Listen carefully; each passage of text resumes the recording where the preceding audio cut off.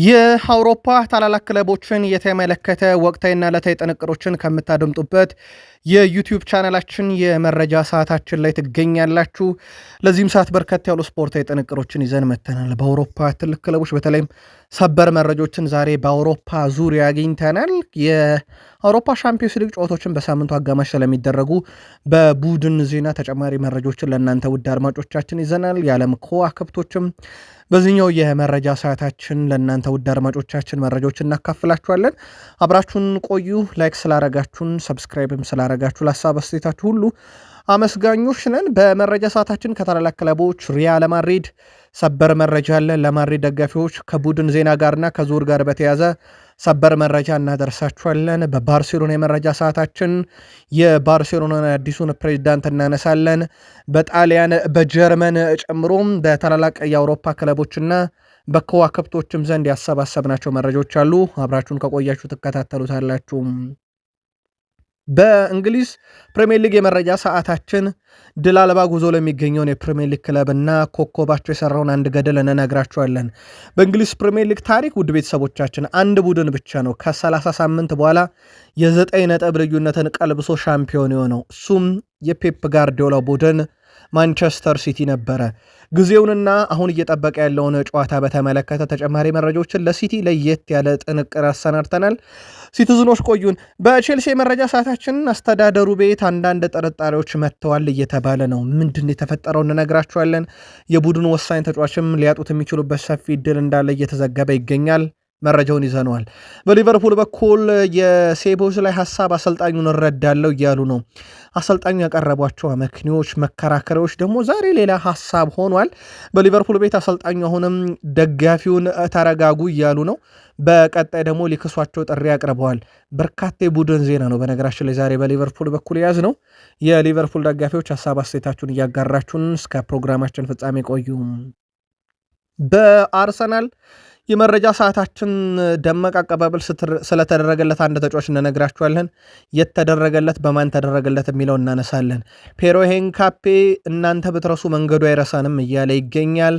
ሪካርዶ ካላፊዮሪ፣ ሳሊባ፣ ሚኬል አርቴታና የአርሰናልን ተጨማሪ የቡድን ዜና በመረጃ ሰዓታችን አካተኗል። እስከ ፕሮግራማችን ፍጻሜ አርሰናልን ቆዩን። በማንቸስተር ዩናይትድ በአንድ የኦልትራፎርድ ጥግ ላይ ዝማሬ ነበረ። ዝማሬው ምን እንደሚል እንነግራችኋለን። ውድ ቤተሰቦቻችን የቡድኑን ቁልፍ ተጫዋቾች እናነሳለን። ካዜሜሮ፣ ብሩኖ ሚጌል ፈርናንዴስ፣ ከዛ በዘለለ ጋሪ ኔቭልም ያነሳው ሀሳብ አለ። በዩናይትድ በኩል ከወደ ማንቸስተር ሲቲ ለዩናይትዱም ሰው የተባለ ነገር አለ። ንፉግ መሆን የለብንም እያሉ ነው። ለመሆኑ ከወደ ሲቲ አካባቢ ለዩናይትድ ንፉግ መሆን የለብንም ያሉበት ምክንያትስ ምንድን ነው? ተጨማሪ መረጃዎችን ይዘናል። አብራችሁን ቆዩ። ላይክ፣ ሰብስክራይብ፣ ሼር ስላረጋችሁን ለሀሳብ አስተያየታችሁ አመስጋይነን። መልካም ቆይታ። ኬሊያን ምባፔ ወደ ቡድኑ ተመልሷል። ውድ ቤተሰቦቻችን ይሄ ትልቁ ሰበር ዜና ነው። በሪያል ማድሪድ በኩል ሪያል ማድሪዶች ከማንቸስተር ሲቲ ጋር በሚያደርጉት የሻምፒዮንስ ሊግ ምሽት ጨዋታ ላይ በጉዳት ላይ የነበረው ኬሊያን ምባፔ ወደ ማንቸስተር ሲቲ ከሚያቀነው የሪያል ማድሪድ ስብስብ ውስጥ ተካቷል። በተጨማሪም አልቫሮ ካሬርስ ወደ ቡድን ስብስብ ተመልሷል። ጉዳት ያጋጠመው ተከላካዩ ራውል አሴንሲዮ ከጨዋታ ውጭ ነው። ኬሊያን ምባፔ፣ ጁድ ቤሊንግሃም እንግዲህ ወደ ቡድኑ አገግመዋል። ሁለቱም እንግዲህ በሪያል ማድሪድ ስብስብ ውስጥ ተካተው ወደ ኢታሊ ይጓዛሉ ማለት ነው። ይሄ ሰበር የሚባል ዜና ነው። በዛ ላይ 3-2 እየመሩ ያሉትን ጨዋታ ነው ውድ ቤተሰቦቻችን። ስለዚህ አልጋ በአልጋ ሆኗል ማለት ይቻላል ካገኟቸው ኮከቦቻቸው አንጻር ማለት ነው። ስለዚህ ኬሊያን ምባፔም አለ፣ በአማካኝ ስፍራው ላይም ቤሊንግሃም ተመልሷል። ጠንካራውን ቡድን በኢታደም ሪያል ማድሪድ ይጠቀማል ማለት ነው። ሪያል ማድሪድ የባየር ሙኒኩን የፊት መስመር ተሰላፊ ኦሊሴን የማስፈረም ፍላጎት እንዳላቸው የጀርመኑ ቢልድ አስነብበዋል። ፕሬዚዳንት ፍሎሬንቲኖ ፔሬዝ የኦሊሴ አድናቂ መሆናቸውና እስከ 160 ሚሊዮን ዩሮ የመክፈል ፍላጎት እንዳላቸው ተነግሯል። ይሁን እንጂ ባየር ሙኒክ ኦሊሴን የመሸጥ ፍላጎት እንደሌለውና በውሉም የኮንትራት ማፍረሻ አንቀጽ እንዳላካተተበት ተነግሯል። ኦሊሴ በባየር ሙኒክ እስከ 29 የሚቆይ የረጅም ጊዜ ኮንትራት አለው። ይሁን እንጂ የባየር ሙኒክ ኃላፊዎች ከፍተኛ ገንዘብ ከቀረበ ሀሳባቸው ሊቀይሩ ይችላሉ የሚሉ መረጃዎች በተከታታይ እየወጡ ይገኛሉ። በሌላ በኩል ከቅርብ ዓመታት ወዲህ ኮከብ ተጫዋች ውላቸው ሲያበቃ በነፃ ማስፈረም ዓላማ ያደረገው ሪያል ማድሪድ ያን ያህል ገንዘብ ያቀርባሉ የሚለው ደግሞ ትልቁ ጥያቄ ሆኖ የመጣው ጉዳይ ነው። እንደ ኬሊያን ምባፔን ያለ ኮከብ እንኳን በነፃ እንዳስፈረሙ ይታወቃል። ለማንኛውም ማድሪድ ቤት በጣም ትልልቅ የሚባሉ ሰበር መረጆች ነበሩ። ካርሎ አንቸሎቲ አንድ ሀሳብ አጋርተው ነበረ። ኢታድ ላይ ማድሪድ ያሸንፋል ብለዋል። በቀጣይ መረጃ ሰዓታችን ከዚህ ጨዋታ ጋር በተያያዘ መረጃ አካተን እንመጣለን። የሲቲ ደጋፊዎች ግን ተጨማሪ መረጃ ስለያዝን አብራችሁን ቆዩን። ባርሴሎና ፕሬዝዳንታቸውን በይፋ መሾማቸው ይታወቃል። በነገራችን ላይ ሃንስ ፊሊክ፣ ራፊኒያ ምርጫው ላይ ነበሩና ሌሎችም የባርሴሎና ተጫዋቾች መርጠዋል። ያው በቀጥታ ሁዋን ላፖርታ እንደመረጡ ነው መረጃዎች እየወጡ የሚገኙት። እሳቸውም 68.2 በመቶ በላይ ድምፅ አግኝተው ነው በፕሬዝዳንትነት ለሚቀጥሉት 5 ዓመታት ለማገልገል መንበረ ስልጣናቸውን ያስጠበቁት። ከምርጫው ሂደትም በኋላ በካምፕኑ ተገኝተው ነበረ። ባዶ ስቴዲየም ውስጥ እንግዲህ ንግግር አድርገው ፎቶም ተነስተው ምስሎችንም ቀርጸውና ቀናብረው ለቀዋል። ሁዋን ላፖርታ ለሚቀጥሉት 5 ዓመታት ሲያገለግሉ ቡድኑን ወዴት ይወስዱታል የሚል ይጠበቃል። በርከት ያሉ የባርሴሎና ደጋፊዎች ግን በሀሳብ መስጫ ሳጥናችን ላይ ከቪክተር ፎንቴ ይልቅ እሳቸው መመረጣቸው ጠቃሚ ነው ብለዋል። ቪክተር ፎንቴ በምርጫቸው ካቀረቡት ነገር አንዱ ጋርዲዮላን እና ሊዮኔል አንድሬስ ሜሲን ወደ ባርሴሎና መመለስ እንደነበር ይታወቃል። እኔ ሳሎን ጥቃት አድራሾች ከሜዳ ይውጡ እያለ ነው ኬፍረን ቱረም። የዩቬንቱስ ተጫዋች ኬፍረን ቱረም የዘረኝነት ጥቃት የደረሰበት ተጫዋች ጨዋታውን አቋርጦ ከሜዳ ይውጣ መባሉ ትክክል አለመሆኑን ተናግሯል። ሜዳውን መልቀቅ ለዘረኝነት መፍትሄ ሊሆን ይችላል፣ ነገር ግን እኔ እግር ኳስ መጫወት እፈልጋለሁ ያለው ቱረም ስራዬ ነው መልቀቅ አልፈልግም ብሏል። ጥቃት አድራሾች ከባድ ቅጣት ሊጣልባቸው እንደሚገባ ያሳሰበው ተጫዋቹ እኔ ለምን እወጣለሁ? መውጣት ካለባቸውም ጥቃት አድራሾቹ ናቸው ከሜዳ መውጣት ያለባቸው ብሏል። አክሎም ይሄ ጥሩ ያልሆነ ነገር ትልቅ ትኩረት ተደርጎበት ለመጨረሻ ጊዜ እልባት እንዲሰጠውም ጠይቆ የዘረኝነት ጥቃት እግር ኳሱን እየረበሸ ነው ብሏል። በነገራችን ላይ ዘንድሮ ደግሞ በአውሮፓ ዙሪያ የዘረኝነት ጥቃቱ በጣም ከፍ ብሏል። ያለመድነው እንግሊዝ ፕሪሚየር ሊግም መጠኑ አነስተኛና በጣም የተጋነነም ባይሆን የዘረኝነት ጥቃቶች ያየንበት ዓመት እንደሆነ ይታወቃል።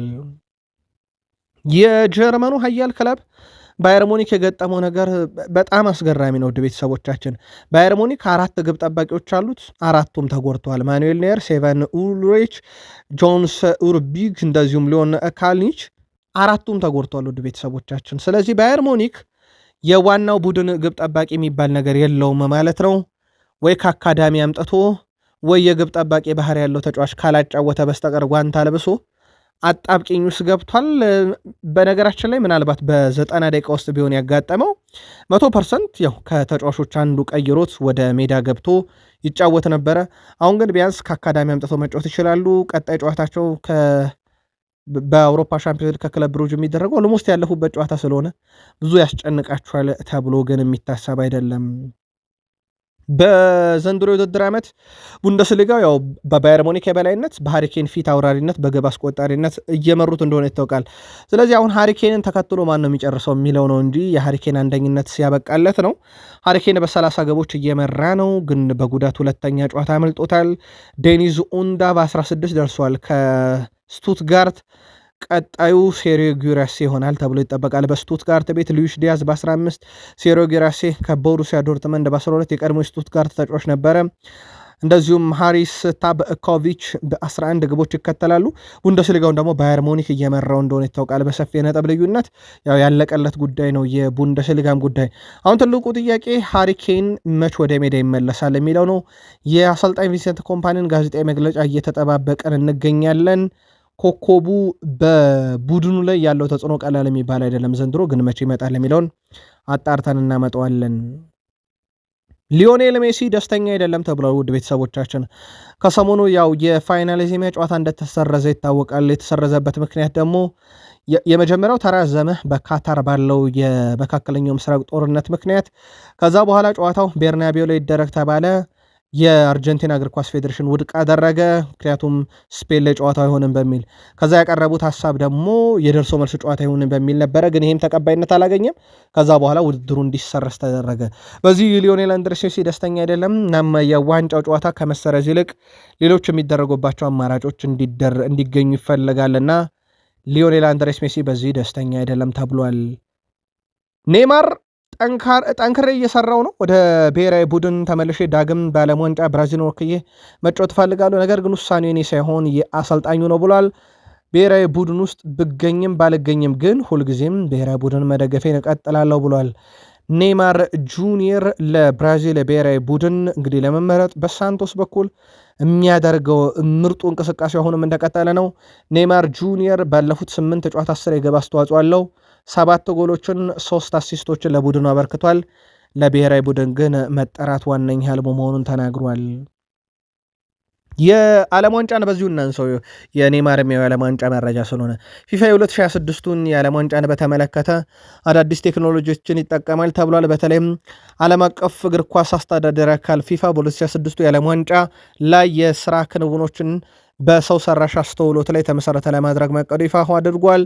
ፊፋ ከበርካታ ኩባንያዎች ጋርም በዚህ ጉዳይ ላይ ውይይት አድርጓል የተባለው በ2026 የዓለም ዋንጫ ውድድር የቡድኖች ቁጥር ወደ 48 ማደጉና ጨዋታዎቹ በ3 ሀገራት መካሄዳቸው ስራውን እጅግ ውስብስብ ያደረገው ሲሆን በዚህም ምክንያት እንግዲህ ሰው ሰራሽ አስተውሎትን ለመጠቀም ፊፋ ተገድዷል ተብሏል። ስለዚህ በየስቴዲየሞቹ እንደዚህ አይነት የሰው ሰራሽ አስተውሎት አገልግሎቶች ይሰጣሉ። በዳኝነቱም ዙሪያ ላይ ብዙ ድጋፍ የሚሰጡ ካሜራዎች እንደሚኖሩ ይጠበቃል። እንግሊዝ ደረሰን ወደ ቤተሰቦቻችን። በተወዳጁ የእንግሊዝ ፕሪሚየር ሊግ 2026 ከገባ በኋላ አንድም ጨዋታ ድል ማድረግ የተሳነው ቶትንሃም ብቻ ነው። ቶትንሃም ስፐርስ በ2026 አንድም ጨዋታ ድል አላደረገም። ያው ከሰሞኑ ከሊቨርፑል ጋር ባረጉት ጨዋታውን 1-1 አጠናቀው የመጀመሪያ ነጥባቸውን ማግኘታቸው ከሊቨርፑል ጋር መሆኑ ነገሩን አደበሰበሰው እንጂ ቶትንሃም አሁንም ድል ያላደረገበት ዓመት ነው። በፕሪሚየር ሊግ ስለመትረፉ ምንም ዋስትና የሌለው ቡድን ነው። ከቀሪ ጨዋታዎች አንጻር ግን የእሳቸው ቡድን ሊቨርፑል ላይ ነጥብ ማግኘቱ ነበር በትልቁ እንዲወራላቸው ያደረገው። ሪቻርድሰን ነበር ግቡን ያስቆጠረላቸው 100ኛ የፕሪሚየር ሊግ ግቡን በዋትፎርድ በኤቨርተን እና አሁን ደግሞ በቶትናም አስቆጥሯል። 100ኛ የግብ አስተዋጽኦን ማለት ነው። 73ቱ ግብ ናቸው፣ 27ቱ አሲስት ናቸው። ከሱ በላይ ያሉ 3 ብራዚሊያን ናቸው። በነገራችን ላይ ጋብርኤል ጄሱስ 118 የግብ አስተዋጽኦ በሲቲ እና በአርሰናል፣ ሮቤርቶ ፌርሚኒዮ 132 የግብ አስተዋጽኦ በሊቨርፑል ብቻ ያላቸው ተጫዋቾች ናቸው። ውድ ቤተሰቦቻችን በእግር ኳስ ታሪክ በእንግሊዝ ፕሪሚየር ሊግ ከ30 ሳምንት በኋላ የ9 ነጥብ ልዩነትን ቀለብሶ ሻምፒዮን የሆነ ቡድን አንድ ብቻ ነው። እሱም ማንቸስተር ሲቲ ነው። ጊዜው ደግሞ በፈረንጆች አቆጣጠር 2013-14 የውድድር ዓመት ነው። 30ኛ ሳምንት ጨዋታ ከተደረገ በኋላ ሲቲ በመሪው በ9 ነጥብ ይበለጥ ነበረ። በኋላም ላይ ግን ውድ ቤተሰቦቻችን ዓመቱ ሲጠናቀቅ ሲቲ የእንግሊዝ ፕሪሚየር ሊግ ሻምፒዮን መሆኑ ተረጋገጠ። ዘንድሮ ልብ አድርጎ በአርሰናል በ9 ነጥብ ልዩነት ይበለጣል። አንድ ቀሪ ጨዋታና ከአርሰናል ጋር በራሱ ፍልም ያለው ቀሪ ጨዋታውን ቢያሸንፍ የአርሰናልም ጨዋታ ራሱ አርሰናልን ቢያሸንፍ ግን የነጥብ ልዩነቱ ከ3 በታች ማድረግ አይችልም። አርሰናል ያ ሁሉ ነገር ቢገጥመው ነው የምላችሁ። ሲቲ ቀሪ ጨዋታውን ቢያሸንፍ ራሱ አርሰናልን ሲቲ ቢያሸንፈው በ3 ነጥብ ልዩነት ይቀጥላል። ምናልባት እንዴት ይሆንለታል ሲቲ ችንስ ነጥብ የሚለው ሌላ ካልኩሌሽን ነው፣ በሂሳባዊ ስሌት ከሰራ ነው። ግን በእንግሊዝ ታሪክ ብቸኛው ክለብ ነው። ሲቲ ዘንድሮ ግን ይህንን የማድረግ ጥራትና አቅምስ አለው ወይ? አርሰናልስ በቀላሉ እጅ የሚሰጥ አይነት ቡድን ነው ወይ እንደ ከዚህ ቀደሞቹ የሚለው ግን ትልቁ መከራከሪያ ጉዳይ ነው። ፔፕ ጋርዲዮላ በሊጉ 8 ጨዋታ ቀርተዋል። ሁኔታውን መቀበልና ሲዝኑን በተሻለ ሁኔታ ማጠናቀቅና የበለጠ ራሳችንን ማሻሻል አለብን። በፍጥነት ራሳችንን ባሻሻልን ቁጥር ለአሁኑም ሆነ ለቀጣዩ ውድድር ዓመት የተሻለ እንሆናለን እያሉ ይገኛሉ እሳቸው። ስለዚህ በተቀሩ ጨዋታ ምርጥ መሆን አለብን ብሏል። ከዚህ በፊት ሲሜኒዮ እኛ እያሸነፈን አርሰናል የሚያደርገውን እናያለን ብሎ ነበረ። ግን በዌስትሃም ዩናይትድ ክለቡ ነጥብ ጥሎ አርሰናል ድል ማድረጉን ተከትሎ ነጥቡ 9 እንደደረሰባቸው ይታወቃል። ሮድሪም ከአርሰናል ጋር ያለው የነጥብ ልዩነት በጣም ሰፍቷል ብዬ አስባለሁ። ግን እስከ መጨረሻው መፋለማችን እንቀጥላለን ማለቱ ይታወቃል። ሮድሪ በዚሁ ሀሳቡ አያይዞ ሪያል ማድሪድ ወደ 8ቱ የሚያልፍም ከሆነ እመኑኝ በኢታድ ስቴዲየም ብዙ ይሰቃያል ብሏል። ግን ሪያል ማድሪድ መሰቃየትን በአውሮፓ ሻምፒዮንስ ሊግ ለምዶታል። ሪያል ማድሪድ ያለመደው ነገር በሻምፒዮንስ ሊግ ብዙ መሸነፍን ነው። ሲቲ እንዴት አድርጎ ከዚህ መድረክ ያስቀረዋል? ብዙ ተአምር የሚፈልግ ይመስላል። በተለይም ሪያል ማድሪድን ማስቀረት ለሲቲ ይቻለው ከሆነ የሳምንቱ አጋማሽ ጨዋታ ይጠበቃል። ሮድሪ ግን ቢያልፉ እንኳን በቀላሉ ያልፉም ብሏል። ለቼልሲ ቅርብ የሆኑ በርካታ ምንጮች እንደዘገቡት በሊያም ሮዛኔር ላይ አሁን ጠርጣሪዎች መሰማት ጀምረዋል። በተለይም ደግሞ በቼልሲ የረጅም ጊዜ እቅድ አካል ናቸው፣ አካል መሆን አይችሉም በሚሉ ጉዳይ ላይ ነው በርካታ ውዝግቦች እየተነሱ የሚገኙት። በእርግጥ አንዳንድ ሌጀንዶች አስቀድመው በርከት ያሉ የዩቲዩብ ገጽ ቤተሰቦቻችን ደግሞ ከጥቂት ጊዜያት ወዲህ በሊያም ሮዛኒየር ደስተኛ ለመሆናቸውን እየጻፉልን ነበር። በቼልሲ አስተዳደር ተዋረድ ውስጥ ያሉ አንዳንድ እንግዲህ ተደማጭነት ያላቸው ሰዎች ሮዛኒየር በሚቀጥለው ውድድር ዘመን በአሰልጣኝነት ላይ የመቀጠሉ ነገር እርግጠኛ አይደለንም እያሉ ነው። በቼልሲ በኩል የእሳቸው መሰንበት ስጋት ውስጥ ነው ተብሏል። ከዛ ውጪ በቡድኑ የመቆየቱ ነገር ጥያቄ ውስጥ ነው እየተባለ የሚገኘው ኤንዞ ፈርናንዴዝ ነው። ጉዳዩን ለማጣራት ጥረት እያደረገን ነው። አንድ የማይዋሻው ሀቅ ወይም የተረጋገጠው መረጃ ሪያል ማድሪድ የተጫዋቹ ፈላጊ ነው። ኦፊሻሊ ጥያቄ ባያቀርብም ሊቨርፑል የውጤት ቀውስ ውስጥ ነው ሲባል ከአምናው አንጻር ብቻ አይደለም እንደ ቡድን ሊቨርፑል እዚህ ጋር መገኘት አለበት የሚለውን በርካቶች እንግዲህ ደጋፊዎች በተለይም እንዲቃወሙት ያደረገ ነው። ሴቦዝ ላይ ተቃውሞ የበረታብን አምና ሻምፒዮን ስለነበርን ነው። እናም እንደ አምናው አይነት ነገሮችን እያደረገን አይደለም፣ እንደ ሻምፒዮን ቡድን እየተጫወትን አይደለም። ስለዚህ ስሎትና እኛ ላይ እየደረሰ ያለው ተቃውሞ ምንጩ ምን እንደሆነ አውቃለሁ፣ የአምና ሻምፒዮንነታችን አይነት መንገድ አለመጫወታችን ነው ብሏል። ግን ሊቨርፑል አምና ሻምፒዮን ባይሆን ተቀባይነት ያለው እንቅስቃሴ ነው ወይ ዘንድሮ ከሊቨርፑል ብራንድ አንጻር የሚለው ግን በትልቁ ጥያቄ የሚያስነሳ ነው። ሊቨርፑል በዚህ ዓመት 14 የፕሪሚየር ሊግ ድል ነው ያለው። በሁሉም መድረክ 16 ጊዜ ተሸንፏል። በፕሪሚየር ሊጉ ካሳካው ድል ይልቅ በመድረኮቹ የተሸነፈው ጨዋታ ይበልጣል። በነገራችን ላይ በርከት ያሉ ጨዋታዎችን ተሸንፏል። በእንግሊዝ ፕሪሚየር ሊግ፣ በኤፍኤ ካፕ፣ በካራባው ካፕ ጨምሮ ማለት ነው። ይሄ ምናልባት ለሊቨርፑል አንዱ እንደ ተቃውሞ የሚያስነሳው ጉዳይ ነው። ለዚህ አሰልጣኙ ምላሽ አላቸው። ይህ ደጋፊ ተቃውሞ ፍጹም የተለመደ ነገር ይመስለኛል። የምትደገፈው ቡድን በፍጹም ነጥብ ይጥላል ብለህ በማጠበቃቸው ክለቦች ላይ ነጥብ ጥሏል። ደግሞ ይህ ነገር በጨዋታ መጨረሻ ሰከንዶች ላይ በተደጋጋሚ ሲከሰት ሁላችንም ከፍተኛ የሆነ ብስጭት ነው የሚሰማን። ደጋፊዎች ይህንን ሁኔታ ለምዶት ከነበረው በላይ በብዙ እጥፍ አስተናግደዋል። ስለዚህ ብስጭታቸውን መግለጽ ፍጹም የተለመደ ነው። ይህ ብስጭት ደግሞ በእኔም በተጫዋቾችም እንዲሁም በደጋፊዎች ዘንድ የሚሰማ ስሜት ነውና ቢቃወሙ እውነት አላቸው ደጋፊዎቻችን እያሉ ይገኛሉ። ስሎት ይቀጥላሉ። ነገሩ በዚህ ሁኔታ አይቀጥልም። ይህንን በእርግጠኝነት ልነግራችሁ ፈልጋለሁ። በዚህ ሁኔታ ሊቨርፑል አይቀጥልም፣ ይሻሻላል ብለዋል ለደጋፊዎቹ። በአንዳንድ ጊዜያት በመጨረሻዎቹ ደቂቃ እንዲህ አይነት ነገር ሲከሰት ወይም ነጥብ ሲጣል የሚሰማው ብስጭት ከፍተኛ እንደሆነ አውቃለሁ፣ ግን ቀጣይ በቀሩት ጨዋታ ላይ አይደገምም ብለዋል። ራሳችን በሰራናቸው የስህተቶች ብዙ ጨዋታዎች ላይ ማግኘት የሚገባን ነጥብ አጥተናል። ጨዋታውን ብታዩት የፈጠርነው የጎል እድል ብዛት በሙሉ ጥራት ነበረው፣ ግን በስተመጨረሻ ነጥብ እየጣለን ነው። ይሄ በፍጹም ተቀባይነት የለውም ብለዋል። ረቡዕ ዕለት ደጋፊዎች ግን ወደ ስቴዲየም ከመጡ ጨዋታውን ከሚጀምሩበት ቅጽበት አንስቶ በድጋሚ ከጎናችን እንደሚሆኑም እርግጠኛ ሆናለሁኝ። ነገር ግን ቡድኑ ደጋፊዎችን ለሚወዱት የነበረውን አይነት ብቃት ካላሳየ የእነሱ ብስጭታቸውን መግለጽ መበሳጨታቸው በጋላታሳራይ ጨዋታ ይጠበቃልና ለደጋፊዎች ስንል ተጫዋቾቹን በደንብ መጫወትና ውጤቱ መቀየር አለበት ሲሉ ተደምጠዋል። ምናልባት ይቺ የመጨረሻ ደቂቃ ግብ ክሪስታል ፓላስ በጭማሪ ደቂቃ ተሸነፉ፣ በቼልሲ በጭማሪ ደቂቃ ተሸነፉ፣ ነጥብ ጣሉ። በሊድስ ዩናይትድ ማሸነፍ ሲገባ አቻ ወጡ በመጨረሻ ደቂቃ። ፉላም 3 ነጥብ ሊያዝ የሚችልበት ላይ እንግዲህ ግብ ተቆጥሮባቸው 1 ነጥብ ብቻ ነው። በርንማውዝ ባልታሰበ ሁኔታ መጨረሻ ላይ በተቆጠረ ግብ ድል አደረጋቸው። ሲቲ ድል አደረጋቸው። ወልቭስ ድል አደረጋቸው። ከቶትናም ጋር አቻ ወጡና ይሄ እንደ ደጋፊ ያበሳጫል። ለምን አይሻሻልም የሚለው ነገር በብዙ ያበሳጫል። እሳቸው ግን ቀጣይ አይደገምም፣ እመኑኝ በዚህ ሁኔታ እንቀጥልም እያሉ ነው። እንግዲህ ሊቨርፑል እንዴት አድርገው እሳቸውስ ከዚህኛው አጋጣሚ ያወጡታል? እውነት እሳቸው መፍትሄ ናቸው ወይ የሚለው ጉዳይም በቀጣይነት በትልቁ ይጠበቃል። እሳቸው ከዚህ ሳምንት አጋማሽ ጨዋታ ጀምሮ ጠብቁን ብለዋል።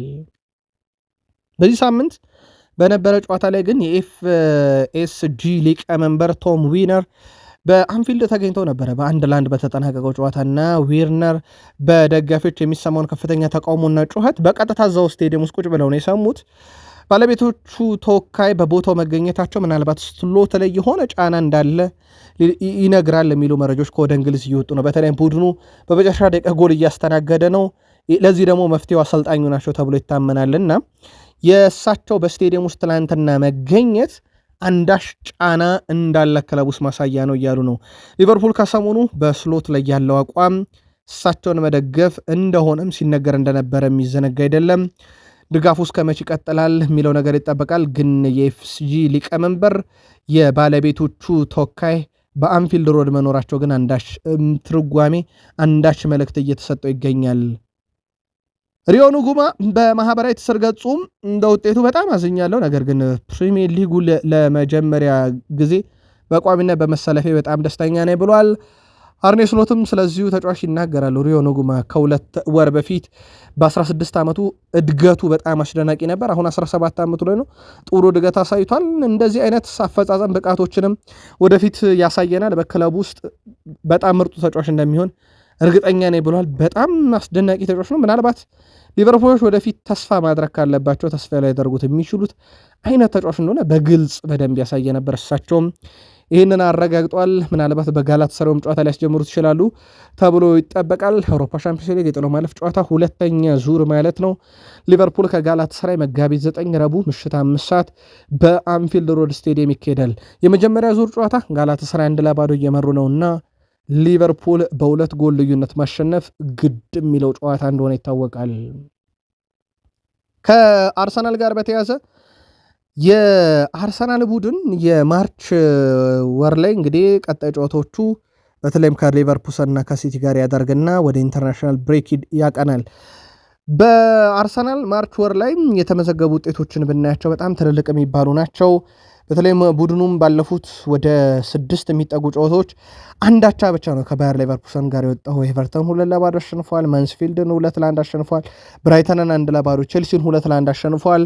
በሳምንቱ አጋማሽ ከባየር ሌቨርኩሰን የአውሮፓ ሻምፒዮንስ ሊግ የመልስ ጨዋታ 1-1 ናቸው። በባየሬና በተጠናቀቁ ጨዋታ መሰረት ይሄኛው ኤሚሬትስ ላይ ነው። ቀጥሎ ከሲቲ ጋር በካራባው ካፕ ይፋለማሉ። ዌምብሌ ላይ የሚደረግ የፍጻሜ ጨዋታ ነው። የአርሰናል ጉዞ በብዙ መንገድ ከገመገም ነው በጣም ጥሩ የሚባለው፣ ግን ይህንን ጥሩነቱን በአመቱ መጨረሻ እንዴት አድርጎ ያጠናቅቀዋል የሚለው ይጠበቃል። ማርች ወርም ላይ አርሰናል ያለ ሽንፈት እንደዚሁ ጉዞውን አጠናክሮ የቀጠለበት ነው። በዚህ ሳምንት የበርካቶችን ቀልብ የሳበው ያው ማክስ ዶማን ነው። በተለይም ማክስ ዶማን ጨዋታውን የቀየረበት መንገድ በእርግጥ የፔሮ ሄንካፔ አሲስት ትባል እንጂ የቪክተር ዮኬሬሽ ግብ ኳሷ መነሿ ረጅሙ ኳስ ከማዕዘኑ አካባቢ ራቅ ብሎ ከሳጥኑ ጠርዝ ላይ መግቢያው አካባቢ ያሻማው ማክስ ዶማን ነው ወደ ሳጥን ውስጥ። የእሱ ኳስ በረኛውን አልፋ ሄንካፔን ነክታ ነው የመጣችሁና ምንም ጥያቄ የለውም ኳሱ በቀጥታ እሱ ሊመሰገንበት የሚገባ ነው። ሁለተኛውን ደግሞ በድንቁ ሁኔታ በራስ መተማመኑ በጣም አስገራሚ ነበር አስቆጠረው። እዛሽ ግብ ላይ ግን እንዳትረሱ ጋብርኤል ማርቲኔሊ የሰጠው ሽፋን ቀላል የሚባል አይደለም። ያው ብዙዎች ማክስ ዶማን ላይ ነበረ ምስሉ ላይም ትኩረት የሚያደርጉት እንጂ ማርቲኔሊ የከለለለት መንገድ በጣም አስደናቂ ነበር፣ ጫና እንዳይበዛበት። በኋላ ማስቆጠራት እነሆ ውድ ቤተሰቦቻችን ሰኞ ማለዳ ደረሰና ማክስ ዶማን ወደ ትምህርት ቤት ሄዷል። ተማሪ ነው በነገራችን ላይ። በትምህርት ቤትም ሲሄድ ማክስ ዶማን በትምህርት ቤቱ በጓደኞቹ ደማቅ አቀባበል ነው የተደረገለት። እሱም ይሄ ልክ የፕሪሚየር ሊግ ክለብ ዋንጫ ሲበላም በተጫዋቾች መካከል እንደሚያልፈው በተማሪ ጓደኞቹ መሃል እንዲያልፍ ተደርጓል። ፔሮ ሄንካፔ ያለፍንበት መንገድ እኛን አይረሳንም፣ እንዴት አድርገን እንዳለፍን እንዴት አድርገን እዚህ እንደደረስን የመጣንበት መንገድ አይረሳንም ብሏል። ይችን ንግግር የተናገረበት ምክንያት ያው ግልጽ ነው። በርካቶች አርሰናል ዘንድሮ ለዋንጫው ክሬዲት አንሰጠውን ቢበላ የሚሉ ሀሳቦችን ስላነሱ እሱ ግን እኛ ያየነውን ፈተናና ያየነውን መከራ የመጣንበት መንገድ አይረሳም፣ እኛ በደንብ እናውቀዋለን። ስለዚህ ይሄ የአንድ ሯጭ ሲሮጥ የረገጣቸው መሬቶች እንዴት እንዳላበው በደንብ ይናገራሉ፣ እንዴት እንደዛለ በደንብ ይናገራሉ ብሏል ፔሮ ሄንካፔ። የአርሰናል የዋንጫ ነገር አምና ካቻምና ባለፉት 3 ዓመታት እንዴት ሁለተኛ ይወጣል፣ ዘንድሮ ደግሞ በእንደዚህ አይነት ብቃት ዋንጫ አይገባውም ወደሚል እንደተሸጋገረ ይታወቃል። ሪካርዶ ካላፊዮሪ አርሰናል የመከላከል አስተሳሰቡን በተመለከተ ሲናገር እንደ ቡድን ጎል ስታስተናግድ አንድ ሰው እየጎዳ እንደሆነ ማሰብ አለብህ። እኛ የሚሰማን ልክ እንደዛ ነው። ጎል በገባብን ቁጥር እየተጎዳ እንደሆነ የሚሰማን። ለዚህም ነው ብዙ የማይቆጠርብን እና በጣም ጥብቅ የምንሆነው። ሁላችንም ተመሳሳይ ሀሳብ አለን እና በልምምድ ቦታ ላይም ጠንክረን እንሰራለን። ቤታችንም ምስሎች እንመለከታለን። ስለዚህ እኛ አንድ ጎል በገባብን ቁጥር እንደ ጉዳት ነው የምናስበው፣ ላለመጎዳት እየተከላከለን ነው ብሏል። እናም በሰሞኑ ማጋሌሽ በባየር አሬና የባየር ሌቨርኩሰን ጨዋታ ደረቱን ለኳስ ሰጥቶ ያዳነበት። በዚህ ሳምንት ደግሞ በጣም ሊቆጠር የሚችል ኳስ አየር ላይ በእግሩ የመለሰበት መንገድ ሪካርዶ ካላፊዮሪ የሳምንቱ የመከላከል ጥራት የት እንደደረሰ ማሳያና በጣም አነጋጋሪም እንደነበሩ የሚዘነጋ አይደለም።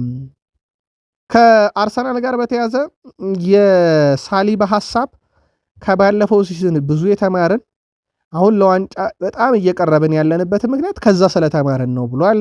እናም በዚህ ዓመት ምንም ይቅርታ የምንጠይቀው ጉዳይ የለም፣ ሰበብ የለንም። ይልቁንስ እኛ ካለፉት ጥቂት ዓመታት ተምረን ለዋንጫ እየተፋለምን እንገኛለን ሲል ተደምጧል። ዘንድሮ ሁሉ ነገር ለአርሰናል ሰምሯል ማለት ይቻላል። አንድም ሲቲ በጣም ጫና የፈጠረባቸው አጋጣሚዎች አሉ፣ ግን አሁን ወደ መጨረሻው አካባቢ ሲቲ ያንን ጫና ከመፍጠር ቀርቷል። በዌስትሃም ዩናይትድ ጨዋታ አንደኛው ማሳያ ነው። ሌላው አርሰናል በዘንድሮ የውድድር ዓመት የስኳድ ዴብዙ ሰፍቶለታል። ለዚህ ማሳያው በዚህ ሳምንት ተቀይረው የገቡ ተጫዋቾች ናቸው። ጎሎቹም ላይ አሲስቶቹም ላይ የተሳተፉት የሚኬል አርቴታ ልምድን በትልቁ እየተነገረ ነው። ከሰሩት ስህተት ተምረዋል የሚል ዋይኔ ማርክ ሩኒም በጨዋታ ታክቲክን ቲኪታካን ተጫውተው ሞክረው ካልሆነላቸው በዚህ መንገድ ሞክረው ዋንጫ ካነሱ ልክ ናቸው ብሎ ነበር። ሚኬል አርቴታም በዚህ ዓመት በብዙ መንገድ ራሳቸውን የቀየሩበት ነው። ለማንኛውም አሁን አሳሳቢው ጉዳይ ለአርሰናል ሻምፒዮንስ ሊግ ነው። ማክሰኞ በኤምሬትስ የሚደረገው ጨዋታ ይጠበቃል። ኤምሬትስ ላይ ጨዋታዎች ሲደረግ ባይ አሬና ላይ 1-1 ስለተጠናቀቀ ኦልሞስት ጨዋታው ለሁለቱም ቡድን ከዜሮ የመጀመሪያ ያክል ነው። ትልቁ አድቫንቴጅ ለአርሰናል በሜዳው መጫወቱ ነው። በርከት ያሉ የዩናይትድ ደጋፊዎች በአንድ የስቴዲየም ክፍል ላይ አንድን መዝሙር ሲዘምሩ ነበረ። እቺም መዝሙር ተጨማሪ 1 ዓመት ቆይ የምትል ነው። እቺ መዝሙር የተዘመረችው ልክ ብሩኖ ሚጌል ፈርናንዴዝ የማዕዘን ምቷን አሻምቶ ካርሎስ ካዜሜሮ በጭንቅላቱ ካስቆጠረ በኋላ ነበር። ለካርሎስ ካዜሜሮ ነው 1 ዓመት እንዲቆይ ሲዘምሩ የነበረው። ሜዳውም ላይ ከጨዋታው መጠናቀቀ በኋላ ሲዘምሩ ነበረ። በነገራችን ላይ ካዜሜሮ 1 ዓመት መቆየት አለበት የሚል ከዚህ ጋር በተያዘ ውድ ቤተሰቦቻችን ዋይኒ ማርክ ሩኒ አሁን ላይ በእርግጠኝነት በማንቸስተር ዩናይትድ መቆየት አለበት ብዬ አምናለሁ። በዩናይትድ ቆይታው መጀመሪያ አካባቢ በሁሉም ቦታ ለመገኘት የሚያስችል አካላዊ ብቃት የለውም ብዬ አስብ ነበር። የአሁኑ ካዜሜሮ ግን 1 ዓመት ቢቆይ መልካም ነው እያለ ነው። የኦልድ ትራፎርድ ደጋፊዎችም ይሄንን ሲያዜሙ ነበረ። በቪላው ጨዋታ ላይ ካዜሜሮ 7 ጎሎችን በዚህ ዓመት አስቆጥሯል። በተለይ አስቶን ቪላ ላስቆጠራት 7ኛ ግቡ ናት። ያ ማለት በሱ የእግር ኳስ ታሪክ ውስጥ ሪያል ማድሪድ ሳለ በ2021 ላይ 6 ግቦችን አስቆጥሮ ሪከርድ ነበረ። ለሱ 6 ቁጥር ተጫዋች ስለሆነ ጎል ከማስቆጠር ይልቅ ተቃራኒ ቡድን ጎል እንዳያስቆጠር መከላከል ላይ አዘን ብሎ የሚጫወት ተጫዋች እንደሆነ ይታወቃል። ከዚህ ጋር በተያያዘ የራሱን ክብረ ወሰን ያሻሻለው 2021 የውድድር ዘመን በስፔን ላሊጋ ከሪያል ማድሪድ ጋር 6 ግቦች ነበሩት። አሁን ግን በ2025/26 የውድድር ዘመን በእንግሊዝ ፕሪሚየር ሊግ ለማንቸስተር ዩናይትድ 7 ግቦችን ማስቆጠር አዲስ ታሪክ አስመዝግቧል። ለራሱ ካዜሜሮ በመሃል ሜዳ ላይ የሚሰጠው ጥንካሬ ከመከላከል እስከ ማጥቃት በዩናይትድ ቤት ተሸጋግሯል። ጋሪ ኔቭል ዩናይትድ በክረምት 2 የመሃል ሜዳ ተጫዋች ያስፈልጉታል። የፊት መስመሩም እንዲሁ መልሰው መገንባት የሚያስችል ሁኔታ ላይ ናቸው ብዬ ባላምንም ባለፈው ወር ግን የነበረው ዝውውር ጥሩ ነበር። አሁን ዋና ትኩረቱ መሃል ሜዳ መሆን አለበት ብሏል። እውነቱን ለመናገር ሜኖና ካዜሜሮ በአሁኑ ሰዓት ለካሪክ ታላቁን ስራ የሰሩ ናቸው ብዬ አስባለሁ። ይሁን እንጂ በሚቀጥለው ውድድር ዘመን በሻምፒዮንስ ሊግ መጫወት ሲጀምሩ ይህ በቂ አይደለም። ስለዚህ በሳምንት 2 ለሚጫወት ቡድን ተጨማሪ አማካይ ክፍል ያስፈልጋል እያለ ነው ጋሪ ኔቭል። ስም አልጠቀሰም። ያው ዩናይትድ በርካታ ስሞችን እንደያዘ ይታወቃል። በቦታው ላይ ስም ባይጠቅስም ግን ዩናይትድ እዚህ ቦታ ላይ ተጫዋች መጨመር አለበት ብሏል። በእርግጥ ዩናይትድ ዘንድሮ አመቱ ሲጀመርም የተረጋገጠ 40 ጨዋታ ነበረው። 38 ፕሪሚየር ሊግ፣ 1 የካራቦ ካፕ፣ 1 ኤፍኤ ካፕ የተረጋገጡ ጨዋታ እጁ ላይ ነበሩ። በኤፍኤ ካፕም በካራቦ ካፕም በጊዜ መሰናበቱን ተከትሎ የጨዋታ ብዛቱ ዘንድሮ 40 ብቻ እንደሆነ ይታወቃል። ይህ ቡድን ሻምፒዮንስ ሊግና የሚቀጥለው ዓመት የውድድር መድረክ ብዛት አማካኝ ክፍሉ የግድ መጠናከር አለበት ብሏል ጋሪ ኔቭል። ከወደ ማንቸስተር ሲቲ የመጣ መወድስ አለ። በእርግጥ በውሰት በኤቨርተን ይገኛል። ጃክ ግሪሊሽ ንብረትነቱ የሲቲ ነው። አሁን እየተጫወተ የሚገኘው በኤቨርተን ነው። ብሩኖ ፈርናንዴዝ ፍጹም የተለየ ተጫዋች ነው። የሚያደርጋቸው ነገሮች ለማመን ይቸግራል ብሏል። በእግር ኳስ ሜዳ ላይ እንደዚህ አይነት ጥራት ያለው ተጫዋች የያዘ ቡድን ቢያሸንፍ አይገርምም እያለ ነው። ጃክ ግሪሊሽ የሲቲ ንብረት የኤቨርተን ተጫዋች ስለ ማንቸስተር ዩናይትዱ ብሩኖ ሚጌል ፈርናንዴስ ሲናገር በዚህ ዝን በነገራችን ላይ ብሩኖ ፈርናንዴስ በሲቲ በወልቭስ በበርንሌ በኒካስል ላይ 4-4 እና 3-3 የግብ ዕድሎችን ፈጥሯል በእያንዳንዳቸው ላይ። ይሄ ውድ ቤተሰቦቻችን በርካታ ድል የፈጠሩ 10 የስም ዝርዝሮችን ብናነሳ 4ቱ የብሩኖ ናቸው። በጣም አስገራሚ የሚባለው ቁጥሩ ነው።